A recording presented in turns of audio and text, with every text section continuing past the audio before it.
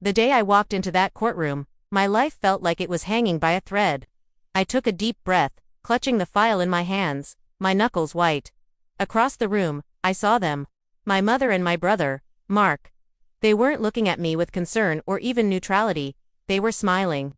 Then, a low chuckle escaped my mother's lips, and Mark joined in, a full-blown mocking laugh. I could practically hear their thoughts. Look at her, trying to fight us. We're going to strip her of everything. That laugh echoed in the cavernous room, a cruel soundtrack to the worst day of my life. It was a laugh that said they had already won. But they were wrong. It all started 3 months earlier, on a rainy Tuesday that mirrored the storm brewing in my family. I was visiting my parents, bringing over my dad's favorite lemon meringue pie. He'd been unwell for a while, a shadow of the vibrant man who taught me how to ride a bike and build a birdhouse. When I arrived, the house felt unusually quiet. My mom was in the living room, staring out the window, her face a mask of stone. My dad wasn't in his usual armchair. A knot of dread tightened in my stomach. "Mom, where's Dad?" I asked, my voice barely a whisper. She turned to me, her eyes cold. "He's gone, Sarah," she said, her voice flat. "He passed away this morning." The pie slipped from my hands, shattering on the floor. But it wasn't just the pie that broke that day. It was my entire world. The days following Dad's passing were a blur of grief and arrangements. Mark, who lived 2 states away, flew in. I expected us to lean on each other, to share memories and comfort our mom. Instead, a strange distance grew between us. Whenever I tried to talk about Dad, about his will or his final wishes, my mom and Mark would change the subject or give me vague, dismissive answers. "Don't you worry your pretty little head about it, Sarah," my mom would say, patting my hand in a way that felt more like a warning than a comfort. Mark was even worse. He'd look at me with this smirk, like he was in on a secret I was excluded from. They started having hushed conversations in corners, shutting the door when I walked by. The warmth of our family home had been replaced by a chilling frost. My dad was a meticulous planner. He'd always told me, "Sarah, when I'm gone, I've made sure everyone is taken care of. Everything is in my top desk drawer." A week after the funeral, I finally worked up the courage to look. I went to his study, the smell of old books and his favorite pipe tobacco still lingering in the air. I opened the top desk drawer. It was empty. Not just the will, but everything. His personal papers, old photos, even the spare checkbook. A cold panic seized me. I tore the office apart, searching every drawer, every shelf, every box, nothing. When I confronted my mom and Mark, they feigned surprise. "A will? Oh, Dad must have moved it," Mark said with a shrug. "He was getting a bit forgetful at the end, you know." My mom nodded in agreement, adding, "Maybe he never got around to making one." I knew they were lying. My dad's mind was as sharp as a tack until the very end. That's when I knew I was in for a fight.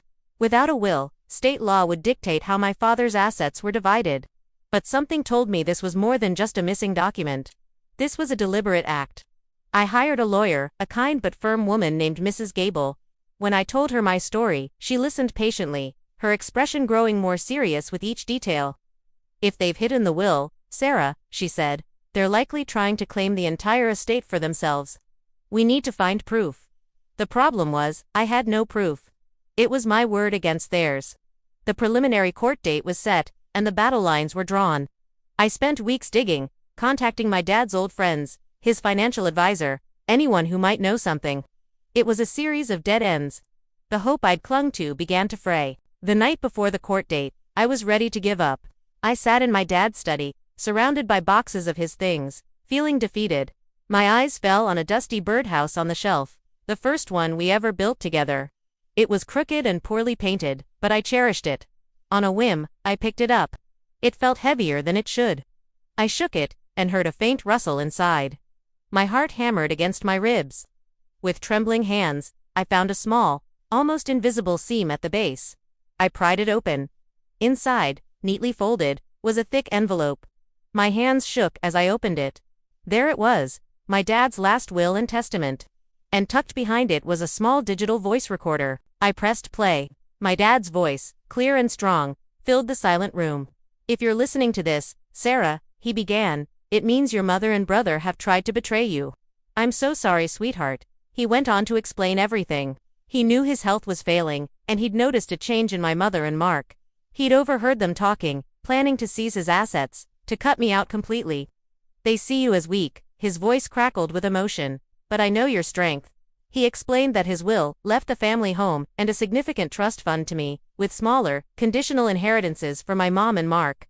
He knew they would hide the original, so he created this copy, along with the recording, as his final safeguard. He had hidden it in the first thing we ever built together, knowing I was the only one who would ever appreciate it. Tears streamed down my face as I listened. They weren't just tears of sadness, but of gratitude and a renewed sense of determination. So, when I walked into that courtroom and saw them laughing, I didn't feel fear. I felt a cold, hard resolve. I let them have their moment. I let their lawyer make his opening statement, claiming my father had died without a will and that his entire estate should pass to his surviving spouse. My mother put on a convincing performance, dabbing at her dry eyes with a tissue. Mark just sat there, smug and arrogant. Then, it was my turn. Mrs. Gable stood up. "Your Honor," she said, her voice ringing with confidence, "we have new evidence to present." She placed the will and the digital recorder on the judge's bench. A confused silence fell over the courtroom. The judge examined the will, then motioned for the recorder to be played. My dad's voice filled the room once more. I watched as the color drained from my mother's face. Mark's smirk vanished, replaced by a look of pure, unadulterated panic. The recording played out, every word a nail in their coffin. When it finished, the silence was deafening. The judge looked from the recorder to my mother and brother, his eyes filled with contempt. Their laughter was long gone, replaced by the stammering of lies and pathetic excuses. It was over. The judge upheld my father's true will and launched an investigation into my mother and Mark for fraud and perjury. As I walked out of the courtroom, I didn't look back. The laughter had stopped. I had lost a father, and in a way, the rest of my family too. But I had found my own strength, just as my dad knew I would. And that was a victory they could never take away from me. Thank you for listening to my story. If you've ever faced a moment that tested your limits, remember that you're stronger than you think. Don't forget to like and subscribe for more stories.